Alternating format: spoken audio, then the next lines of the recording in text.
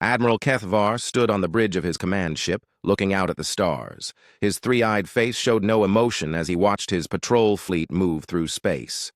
The Zephyrian Empire had ruled this part of the galaxy for over 2,000 years. Nothing moved through these star systems without their permission. "Admiral, we have completed the scan of Sector 7, reported his communications officer. "No illegal ships found." Kethvar nodded. These patrol runs were routine. Pirates and smugglers sometimes tried to sneak through Empire space, but they never got far. The Empire's technology was the best in the galaxy. Their sensors could detect a ship from 3 star systems away. "Move to Sector 8, Kethvar ordered. "Continue the sweep." The fleet of 12 ships changed course. Each vessel was over a mile long and armed with enough weapons to destroy a small planet. Sub-Commander Veltar, a young officer eager to prove himself, monitored the sensor displays. From his station, "Sir," Veltar called out suddenly, "I'm picking up something strange." Kethvar walked over to the sensor station. "What kind of strange?" "There's an energy signature approaching from the edge of the system. It's moving fast, very fast." The Admiral looked at the display. A single blip was moving toward them at incredible speed. "How fast?" Veltar checked his readings twice before answering. 15% of light speed, sir." That was impossible. Even the Empire's fastest ships could only reach 12% of light speed, and that was in emergency situations. No known species in the galaxy had technology that advanced. "Check your equipment," Kethvar said. "That reading must be wrong." "I've checked it 3 times, sir." "The signature is real and getting closer." The Admiral felt his first moment of concern. In 40 years of service, he had never seen anything move that fast. "Can you identify the ship type?" "No, sir. The energy pattern doesn't match anything in our database." The Empire's database contained information on every known ship design in the galaxy. Over 10 million different types of vessels from hundreds of different species. If this ship wasn't in the database, it meant they were dealing with something completely unknown. "Distance?" Kethvar asked. 2 million kilometers and closing fast." The Admiral returned to his command chair. "All ships, assume defensive formation. Unknown vessel approaching." The 12 ships of the patrol fleet moved into a battle formation they had practiced thousands of times. Their weapons powered up, and their shields activated. Whatever this unknown ship was, it would face the full might of the Zephyrian Empire. "Visual contact," reported the sensor officer. The main screen showed a ship unlike anything Kethvar had ever seen. It was smaller than his vessels, maybe half a mile long, but its design was completely alien. The hull was smooth and dark, with no visible weapons or engines. It moved through space like it was swimming through water. "Hail them," Kethvar ordered. Unknown. "Vessel, this is Admiral Kethvar of the Zephyrian Empire. You are in restricted space. Identify yourself and state your purpose." There was no response. The strange ship continued its approach without slowing down. "Send the message again on all frequencies," the Admiral said. Again, no response. The ship was now close enough that they could see details of its construction. The hull seemed to shimmer with some kind of energy field. There were no obvious engine ports, yet it continued to move at impossible speeds. "Sir," Veltar said, his voice shaking slightly. "The ship is changing course." Kethvar watched in amazement as the unknown vessel suddenly turned 90 degrees without slowing down. Physics said this was impossible. Any ship making such a turn at that speed should have been torn apart by the forces involved. "How did it do that?" someone whispered on the bridge. The Admiral had no answer. The ship was now moving in a wide circle around the patrol fleet, maintaining its incredible speed. It was studying them, Kethvar realized, like a predator circling its prey. "All ships, move to intercept," he ordered. "Surround that vessel." The 12 patrol ships began moving toward the unknown ship, trying to box it in. Their formation was perfect, leaving no escape route. The strange vessel was trapped, or so they thought. "Sir," Veltar shouted, "it's accelerating." The unknown ship suddenly shot forward like a bolt of lightning. The speed readings climbed rapidly. 20% of light speed, 22%, 25%. "That's impossible," Kethvar said quietly. In seconds, the ship had escaped their formation and was racing toward the edge of the system. The Admiral's ships tried to follow, but they were like insects chasing a shooting star. Can we track it? Kethvar asked. Negative, sir. It's moving too fast for our sensors to follow. The strange ship disappeared from their screens as quickly as it had appeared. The bridge fell silent as everyone tried to understand what they had just witnessed. Sub-Commander Veltar was the first to speak. Admiral, what kind of technology allows a ship to move like that? Kethvar didn't answer immediately. In 40 years of service, he had fought pirates, rebels, and enemy fleets. He had seen the best technology the galaxy had to offer, but he had never seen anything like this. I don't know, he finally admitted. But I know one thing. That ship's technology is far beyond anything we have. The implications were terrifying. If there was a species out there with technology that advanced, the Empire's dominance was in serious danger. A single ship had just outmaneuvered an entire patrol fleet without firing a shot. Send an immediate message to High Command, Kethvar ordered.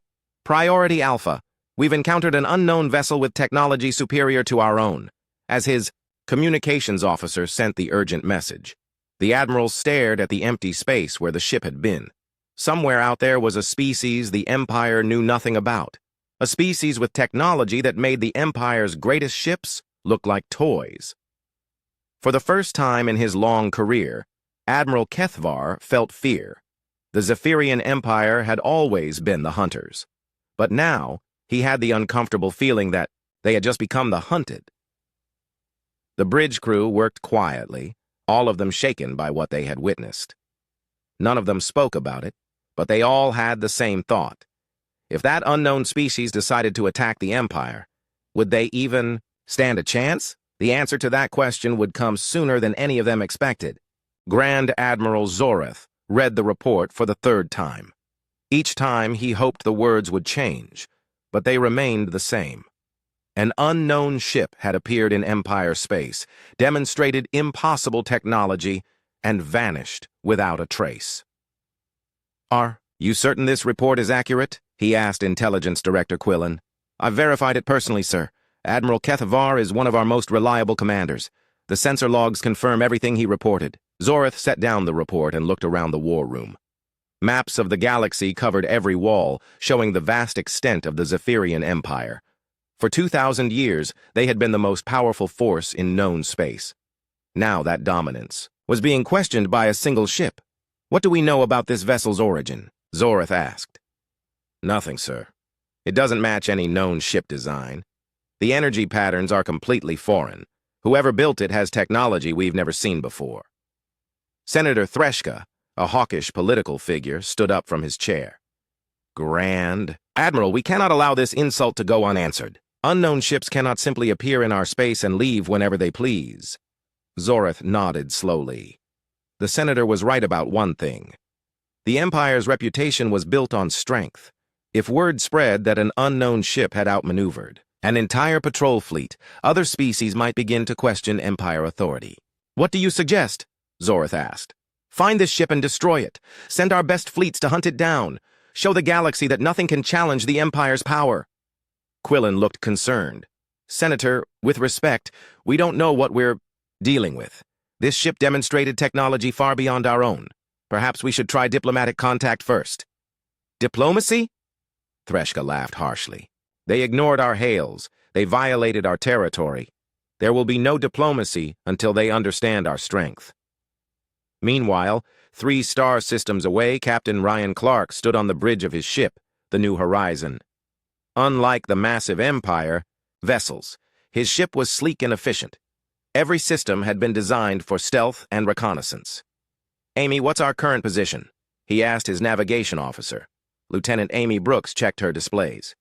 We're holding position 2. Light hours from the Calthera system, sir. Well outside their sensor range. Captain Clark nodded. For the past 6 months, his team had been mapping Empire defenses and communication networks. The mission was simple. Learn everything possible about the Zephyrian Empire while remaining undetected. Any change in their patrol patterns? He asked. Yes, sir, reported his sensor officer. They've tripled their patrols in this sector. Something has them worried. Clark smiled. He had heard about Jake Martinez's encounter with the Empire patrol fleet. The plan was working perfectly. While The Empire focused on hunting for mysterious ships. Clark's team gathered intelligence on their weaknesses. "Dr. Park, how is the analysis coming?" Clark asked. Dr. Lisa Park looked up from her computer terminal. "I've mapped their entire communication network in this sector. Their encryption is surprisingly weak. I can intercept and decode most of their messages in real time." "Excellent. What are they saying?" "They're scared, Captain. Really scared. High Command has ordered massive fleet movements. They're pulling ships from 3 different sectors to search for us." Clark felt a moment of satisfaction. The Empire's overconfidence was showing. They were so used to being the strongest force in the galaxy that encountering superior technology had thrown them into panic. "Sir," Amy Brooks called out, "I'm detecting a large fleet approaching this system, 50 ships, including 3 dreadnoughts." "Time to leave," Clark said calmly. "Set course for the Nexus border. Silent running." The New Horizons slipped away from the approaching Empire fleet like a ghost. Its advanced stealth systems made it invisible to Empire sensors. Within minutes, they were safely outside the search area. Back in the Empire War Room, Grand Admiral Zoreth was coordinating the largest hunting operation in Empire history. 3 full battle fleets, over 3,000 ships in total, were searching for the mysterious vessel. "Report from Fleet Commander Yexatal," announced a communications officer. "Sector 12 has been searched completely. No sign of the unknown ship." "Fleet Commander Nelvar reports Sector 15 is clear," said another officer. Zoreth frowned. They had been searching for 2 weeks without finding any trace of the mystery ship. It was as if it had simply vanished from existence. "Sir," Intelligence Director Quillen approached with a worried expression. "We have a problem." "What kind of problem?" "Our deep space monitoring stations have detected energy signatures similar to the first ship. Multiple signatures." Zoreth felt his blood run cold. "How many?" "At least 6 different ships, possibly more. They're operating throughout our territory." The Grand Admiral stared at the galaxy map. Red dots marked the locations where the mysterious energy signatures had been detected. They covered nearly a quarter of Empire space. "They're not just one ship," he said quietly. "They're an entire fleet." Senator Threshka was reading the same reports. His face had gone pale. "How is this possible? How did an entire fleet enter our territory without being detected?" Quillen shook his head. "Their stealth technology is beyond anything we've seen. They could have been operating in our space for months without us knowing." "What are they doing?" Zoreth asked. "Unknown, sir. They appear to be conducting reconnaissance operations, mapping our defenses, monitoring our communications." The implications were terrifying. An unknown species with superior technology had been studying the Empire for who knows how long. They knew Empire strengths and weaknesses while remaining completely mysterious themselves. "Double all patrols," Zoreth ordered. "I want every ship we have searching for these intruders." "Sir," a young officer spoke up hesitantly, "our ships are already spread thin. If we commit more vessels to the search, it will leave our core systems vulnerable." "Vulnerable to what?" Senator Threshka demanded. "These mysterious ships haven't shown any hostile intent." "Yet," Quillen added quietly. The room fell silent as everyone considered the situation. An unknown fleet was operating freely in Empire space, demonstrating technology that made Empire ships look primitive. They had made no demands, issued no threats, but their very presence was a challenge to everything the Empire stood for. "I want options," Zoreth said finally. "How do we deal with this threat?" "We could try broadcasting a message on all frequencies," suggested Quillen, offering to meet with their representatives. "Or we could show them the Empire's true strength," Threshka countered. "Mobilize the entire fleet, 10,000 ships. Even with their advanced technology, they cannot stand against such numbers." Zoreth considered both options. Diplomacy was the safer choice, but it would be seen as a sign of weakness. Military action was risky, especially against an unknown enemy, but it would demonstrate Empire resolve. "Prepare both options," he decided. "Send diplomatic messages on all frequencies, but also begin mobilizing additional fleets. If they want a demonstration of Empire power, we'll give them one they won't forget." As orders went out across the Empire, Captain Clark's team intercepted every message. Dr. Park decoded the diplomatic transmissions while monitoring the military preparations. "They're planning something big," she reported to Clark.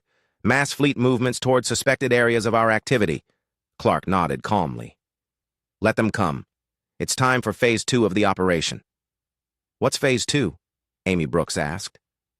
Clark smiled, grimly.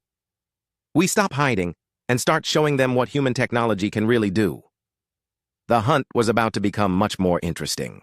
Base Commander Yethel watched his mining operation from the command center above the asteroid field. Hundreds of automated miners worked constantly, extracting valuable metals that powered the Empire's war machine. The operation was protected by a full battle group of 50 ships, making it one of the most heavily defended mining sites in Empire space. Commander, his sensor officer called out. Unknown contact approaching from Vector 77 Mark IV. Yethel moved to the sensor station. After weeks of hunting for mysterious ships, every commander in the Empire was on edge. Distance and speed? 3 million kilometers out, moving at standard impulse speed. Sir, it matches the energy signature from the reports. The base commander felt his hearts begin to race. One of the mysterious ships was approaching his mining operation. Sound general alert. All ships to battle stations. Across the asteroid field, 50 Empire warships powered up their weapons and moved into defensive positions. The mining operation stopped as workers fled to emergency shelters. This was the moment every Empire commander had been preparing for. Visual. Contact established, reported the sensor officer. The main screen showed a ship that looked nothing like Empire designs. It was sleek and dark, with smooth curves that seemed to flow like water. Commander Steve Walsh stood on the bridge of the Liberty's Edge, studying the Empire formation through his own sensors. Kate, are the new drive systems ready? He asked his chief engineer. Chief Engineer Kate Miller nodded from her position at the engineering station. The quantum tunneling drive is fully operational, sir. We can make instantaneous position changes anywhere within a 50,000-kilometer radius. Danny, are your Marines ready?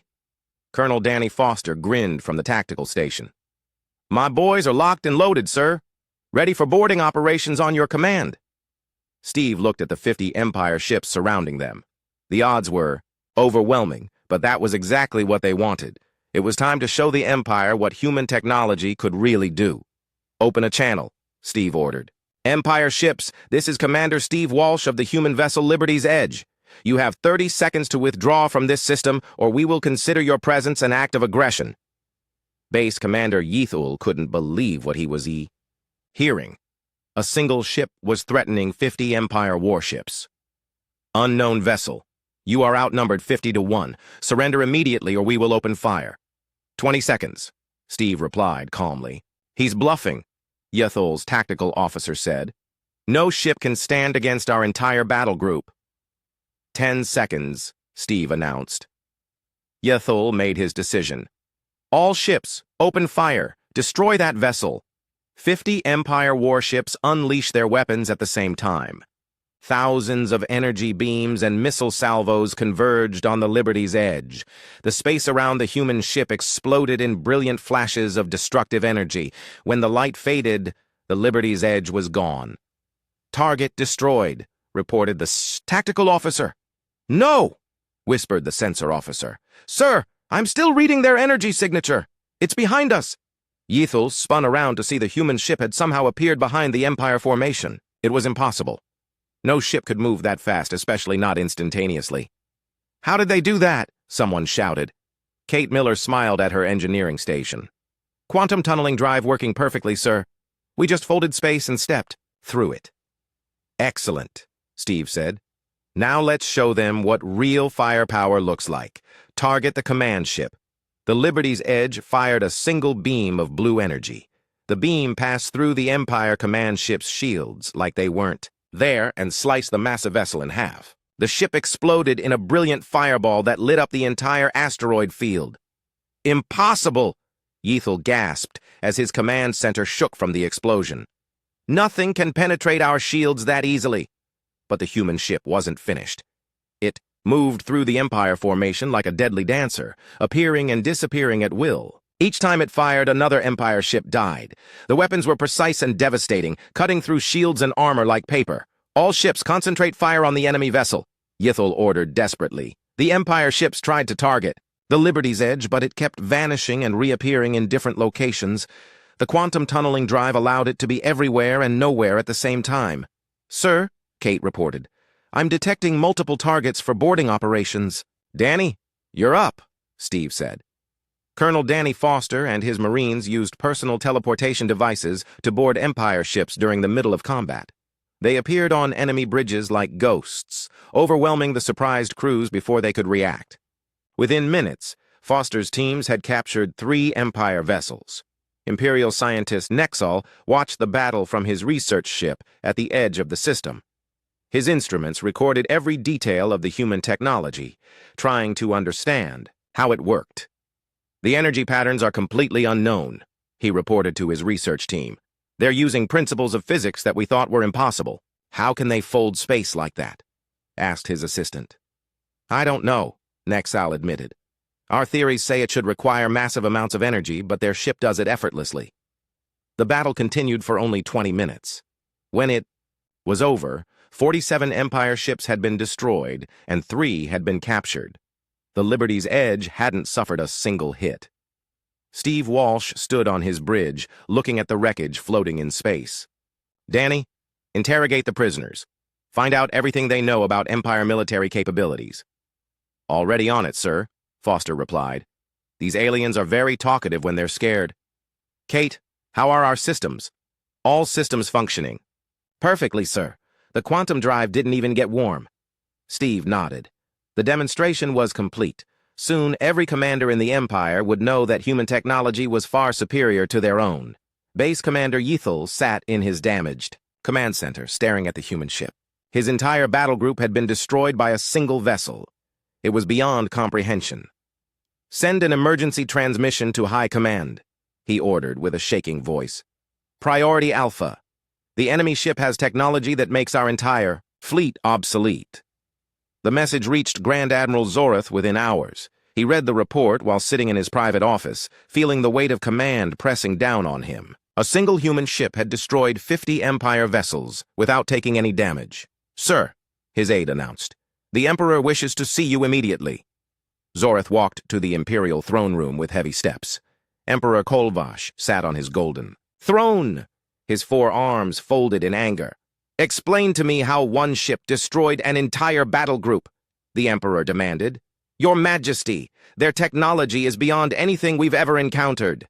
They can move instantaneously through space and their weapons pass through our shields like they don't exist. Are you telling me that our entire military is useless against these humans?" Zorath hesitated before answering. "Based on current evidence, yes, Your Majesty. Their technology is hundreds of years ahead of ours." The Emperor's face turned dark with rage. "Then we will use numbers. Mobilize every ship in the Empire.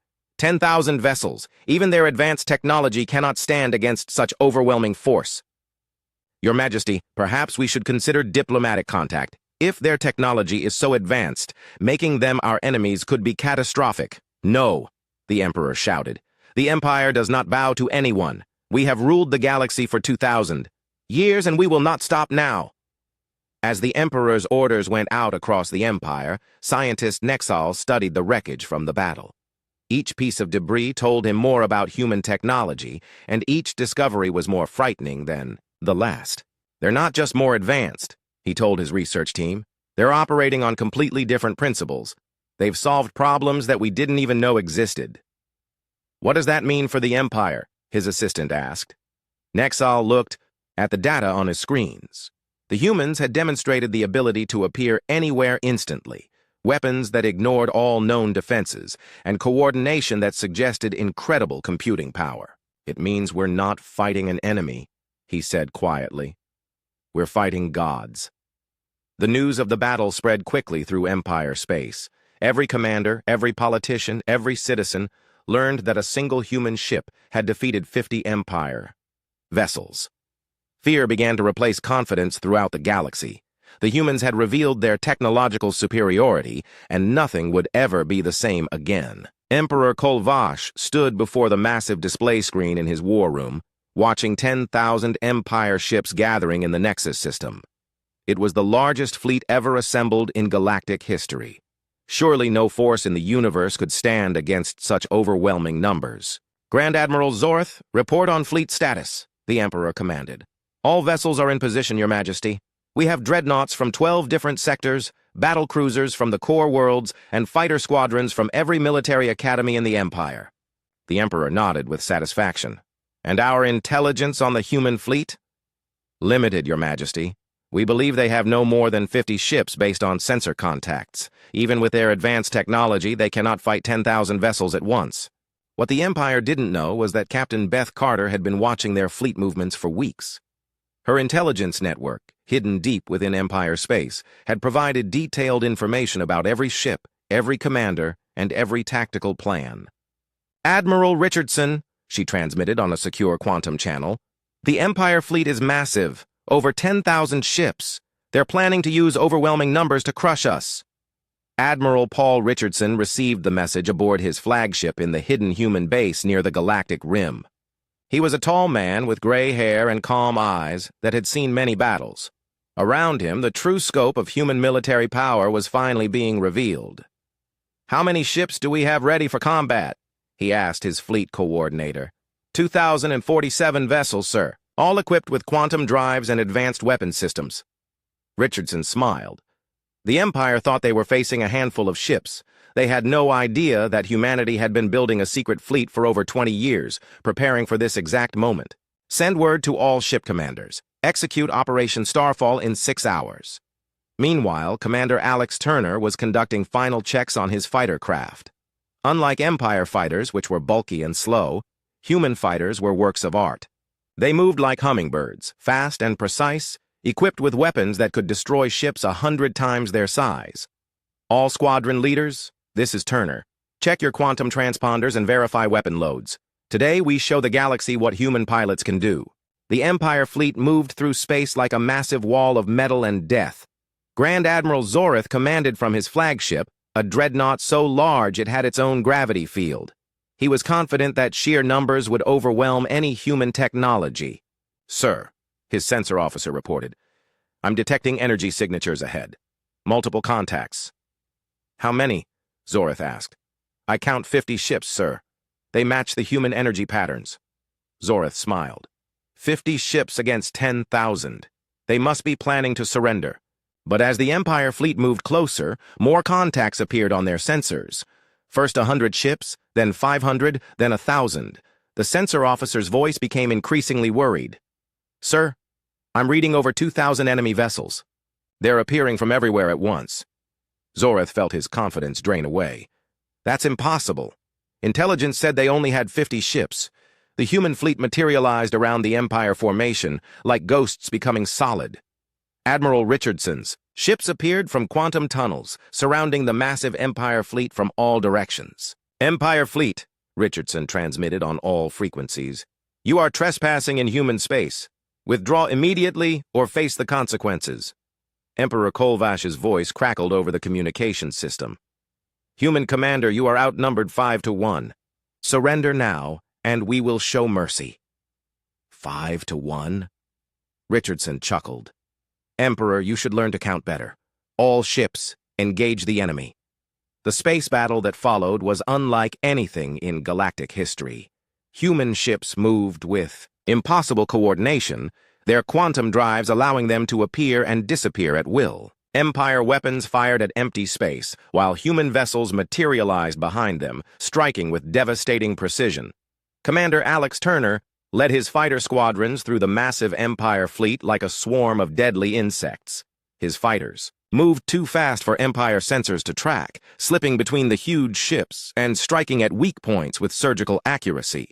"Blue Squadron, take out those command ships," Turner ordered. "Red Squadron, target their communication arrays."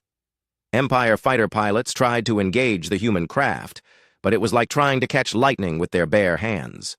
Human fighters moved in 3 dimensions simultaneously, using micro-quantum jumps to change direction instantly. "This is impossible!" screamed an Empire pilot as Turner's fighter appeared behind him and fired a single shot that vaporized his craft. The Empire's larger ships tried to use their massive guns to swat the human fighters, but they only succeeded in hitting their own vessels. The human fighters were too small and too fast, dancing between the Empire ships like deadly butterflies. On the capital ship level, Admiral Richardson's vessels demonstrated the true power of human technology. Each human ship fought with the efficiency of 10 Empire vessels. Their weapons cut through Empire's shields like they were made of paper, while their own defenses seemed impenetrable. "Sir," reported Richardson's tactical officer, "we've destroyed over 3,000 enemy ships. Our losses are minimal." "Good," Richardson replied calmly. "Continue the assault. Show them the price of threatening humanity." Grand Admiral Zoreth watched his fleet being systematically destroyed around him. Ships that had served the Empire for centuries were being cut apart like toys. His 10,000-ship armada was being defeated by a force half its size. "How is this possible?" he muttered. His science officer, who had been studying the human tactics, looked up from his station with fear in his eyes.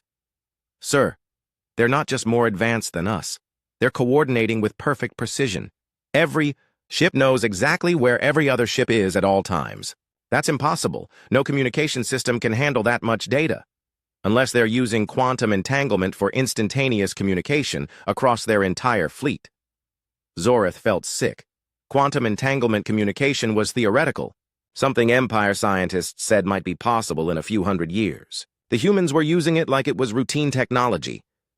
"Sir," his communications officer called out desperately, "we're receiving surrender requests from over 40 ships. They're asking permission to retreat." Zoreth looked at the tactical display. His mighty fleet was in ruins. Ships were exploding every few seconds as human vessels appeared among them like avenging spirits. The pride of the Empire was being destroyed before his eyes. "All ships," he transmitted with a heavy heart, "begin withdrawal. Fighting retreat formation." But the humans weren't finished.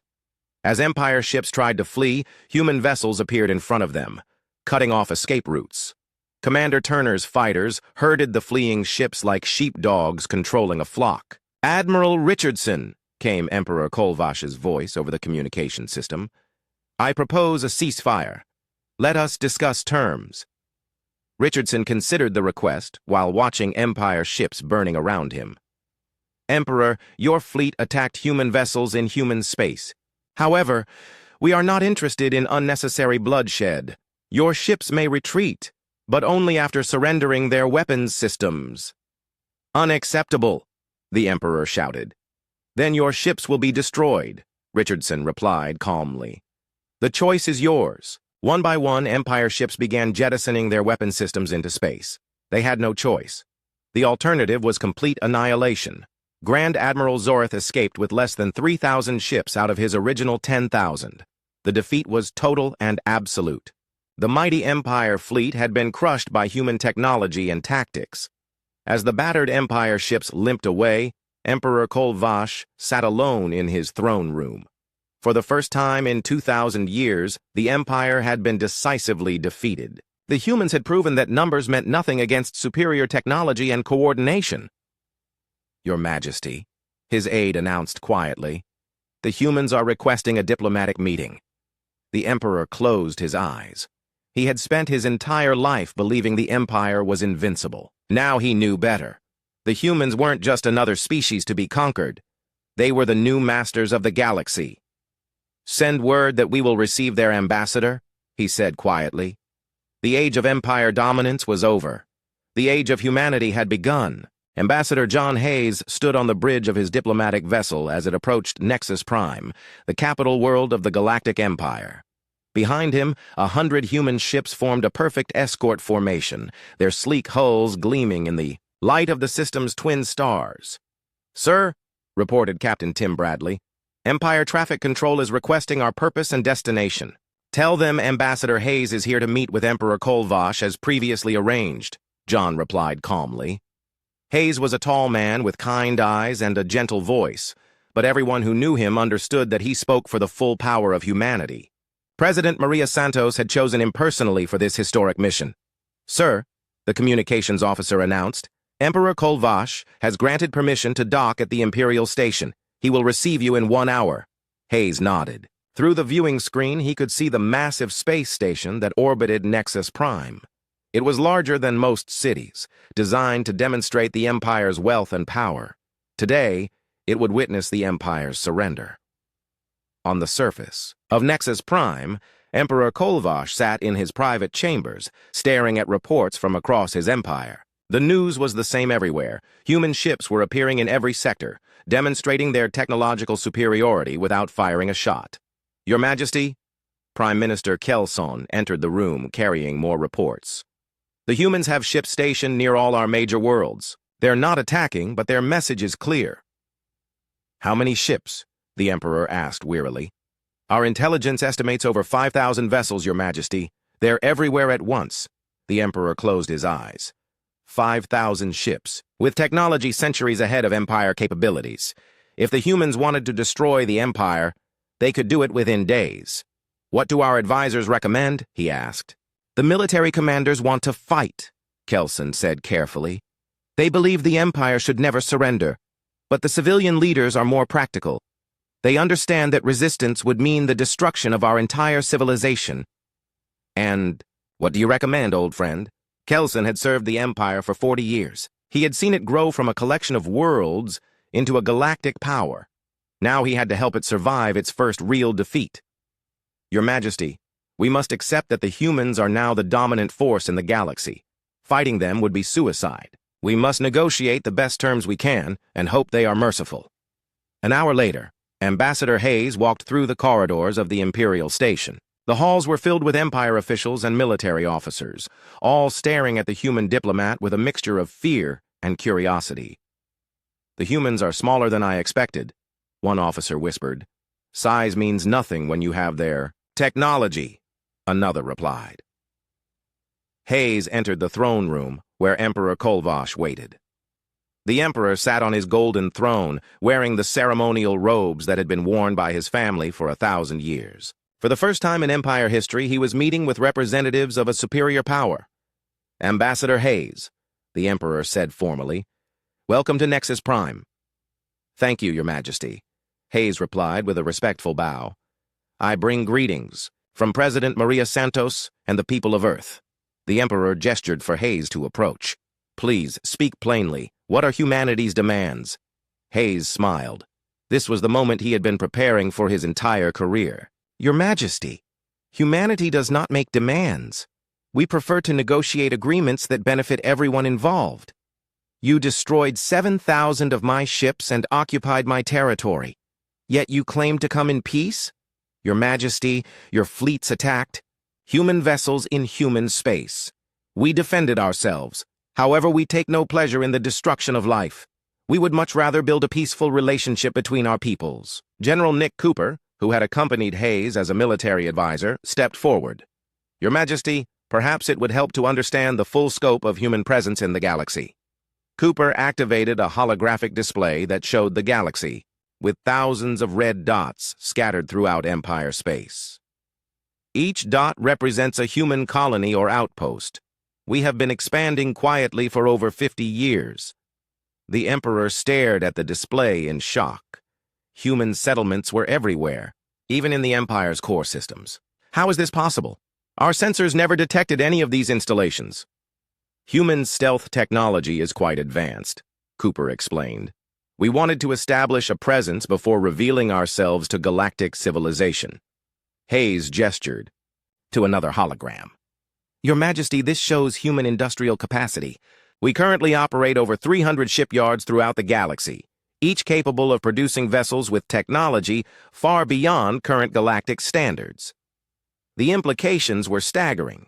The humans weren't just more advanced.